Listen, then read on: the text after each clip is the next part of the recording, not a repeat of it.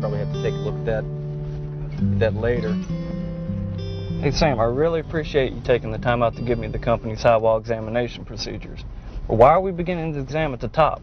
Where I worked at before, we began to examine at the base to see if there's any serious cracks that would make it unsafe to approach it at the top. Well, we do that at some of the mines up north, and it depends on the rock. That's why the procedures are specific to each pit, and sometimes even specific to different areas within the same pit. It's there in the job safety analysis. Yeah, I hadn't a chance to study that in detail yet. Hold on, Jack. I'm going to pull over here for a minute. I want to take a look at the road first. Huh. Here? What can we see from here? Well, not much really. I just want to take a look at the road and the berms before we head on up to inspect the high wall. Okay, so what exactly are we looking for? Well, I always like to look at the approach to the high wall, make sure the berm is solid and at least as high as the axle of the big trucks. I also like to look at the road, make sure it's not rutted or unsafe for travel. Also like to make sure that there's no debris or rock in the road that could indicate a bad place in the high wall. Mm-hmm. So what do you do if it's too nasty to travel? Well, I keep a couple of those orange highway cones in the back and a roll of caution tape. I block off the road. Then I call it in, let everyone know about it, and write up a report when I get back to my desk. And that's also in the procedure. Okay. Okay, yeah, I see that now. Well, I don't see anything, do you? No, actually it looks pretty good. Let's head on up. Okay. So, does everyone receive this type of training? Yes, but not to this extent. All the miners receive hazard awareness training and a normal safety training, but the high wall examination training is for foremen and safety people who are responsible for the daily and weekly and monthly inspections and reports. Right, just a requirement of the mine safety regs. Yeah, but I don't look at it that way. This is like any tool. If it's used, it's the best way to identify ground hazards and maybe prevent a disaster. Well, Jack, I'd like to start out by looking at the surface for any cracks or anything like that that might indicate a fault or a break. I'd like to check for loose rocks or unconsolidated material that might fall and injure someone. And if it looks bad enough, you might want to use the cones and the caution tape here too. Gotcha. Hey, Jack, first thing you got to do when you're out here is pay attention. Now, you can't do that with your nose in the book. Sorry about that. I was just trying to make sure I didn't miss anything. But you're right, I wasn't paying much attention. Hey Sam, looks like we got a little bit of sloughing over here. Oh, yeah, you're right. Well, let's not get too close. That ground's probably unstable. Yeah, believe me, I wasn't going to get that close. The mines I used to work at, we used the 6-foot rule. Always keep 6 feet away from the edge, any cracks or unstable areas. And if you need to get closer, always use a lanyard and harness. Yeah, that's a good rule. That's what we use here. Most of the mines use some variation of that 6-foot rule. Let's go get some stuff out of the truck. All right?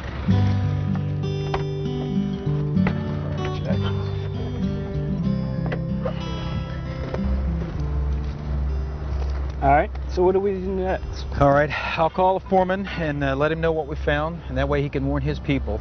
And I'll also note it in the book. Yeah, that looks like a good spot over there, Jack. If the ground's stable, that'd be a good area where we can look at the entire area from the side. All right. Okay.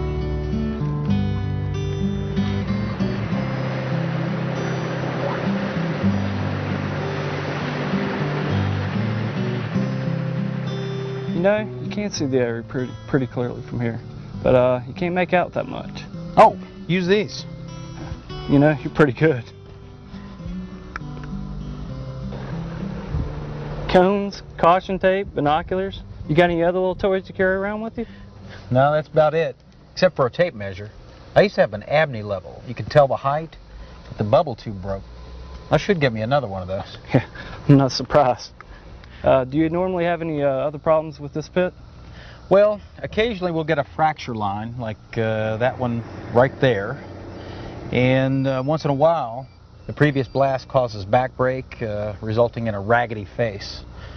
And you need to be familiar with geologic conditions, such as any faults or abnormalities in the dip of the rock. Like if you look at that face over there, you notice how the rock dips toward the pit? Now that can create a dangerous situation. Now here, the rock dips into hill, which usually creates a more stable bench. The examination of the high wall is the most important tool related to high wall safety. Experience and training combine to make a high wall examiner effective. Experience provides the examiner with the ability to tell, or at least suspect, at a glance that a hazard may exist. Training gives the examiner physical and geologic knowledge to apply to the examination. The examiner must have the knowledge of the faults, planes of weakness, and other hazards that can occur to do the job right.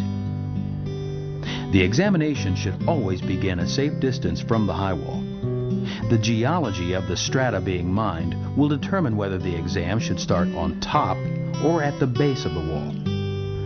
The choice should be based on consideration of the three main categories in which rocks and masses of material fall from a high wall: toppling, sliding, and circular failure. Toppling is where a rock or a column of rock will develop fractures or planes of weakness around its perimeter. When the support is lost beneath the column more than halfway back, the rock will topple out.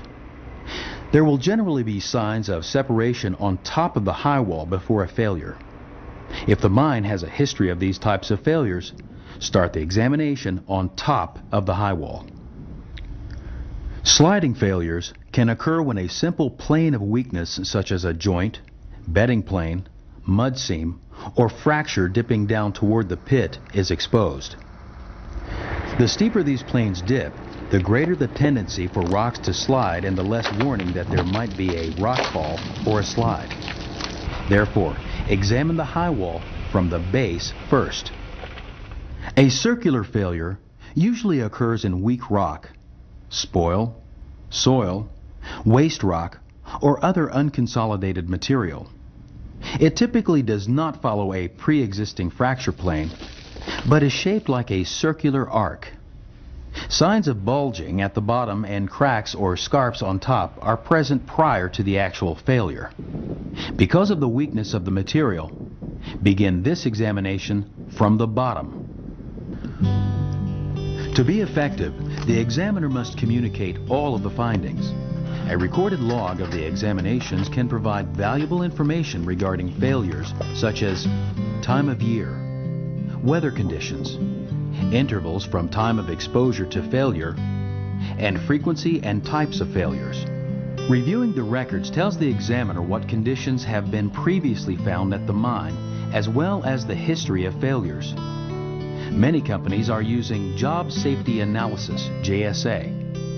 The JSA itemizes each step of a job and stresses potential hazards and the recommended actions, tools, and personal protective equipment needed to complete the task. For high wall inspections, a site-specific part can be added to the JSA to give special attention to specific areas of the mine. For example, a note that there are active springs on the north end of the pit during winter and spring months, or that the dip in the strata is becoming steeper as the pit moves to the east, tells the examiner to concentrate on a particular area. MSHA and the National Stone, Sand and Gravel Association recommend the use of this valuable tool. In high wall safety, forewarned is forearmed. The best forewarnings are produced by thorough examinations conducted by competent examiners. You know, that crack doesn't go down too far, but we better tell the foreman anyway. I believe you're right. I think we ought to get a couple cones and caution tape to warn anybody from approaching the bottom of the wall. That's a good idea. We got to examine the wall from the bottom anyway. Hey, you are paying attention. So, we done up here? All but the paperwork. You get back to the office, I'll show you where we keep the record books. You got any questions? No, everything's pretty much the same way we do it. Good enough. MSHA regulations require that high walls and banks be examined before work is to be performed. The inspection methods are not specific, but require that they identify any hazards. The methods used in this video are practices that the National Stone, Sand and Gravel Association and the Mine Safety and Health Administration find effective and recommend. Both NSSGA and MSHA acknowledge that other fully acceptable methods may be effective. Examinations need to be made more often during wet weather, freezing thawing conditions, or when ground conditions change. This video was produced through the joint efforts of the NSSGA-MSHA Alliance.